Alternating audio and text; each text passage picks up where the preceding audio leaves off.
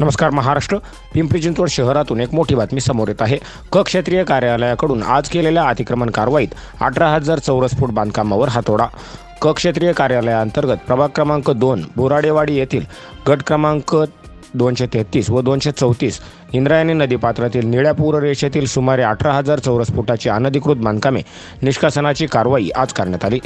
2 Poclain आणि 3 JCB यांच्या सहाय्याने केलेल्या कारवाईत 9 2 मजली बांधकामे, 2 तळमजल्यापर्यंतची बांधकामे, 2 जोत्यापर्यंतची बांधकामे अशी एकूण 12,000 चौरस फुटाची आरसीसी बांधकामे आणि 4 पत्रा शेडची एकूण 6,000 चौरस फूट अशा 18,000 चौरस फुटांचे अतिक्रमण निष्कासित करण्यात आले.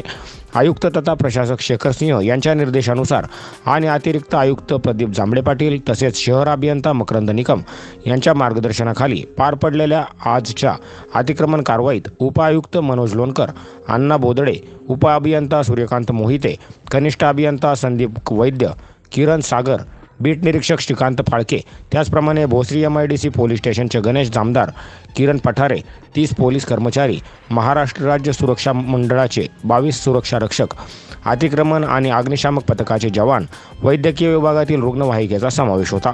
शहरातील अनधिकृत बांधकामांवरील कारवाई यापुढेही चालू राहणार असून शहरातील नागरिकांनी रीतसर परवानगी घेऊनच बांधकामे करावीत, अनधिकृत बांधकामे करू नयेत असे आवाहन आयुक्त शेखर सिंह यांनी केले आहे.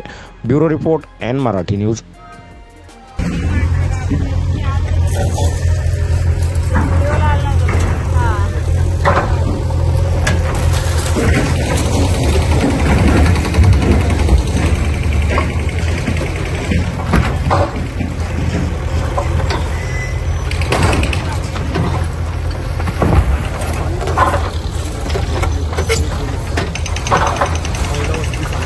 अंदाजे संख्या सांगा मॅडम.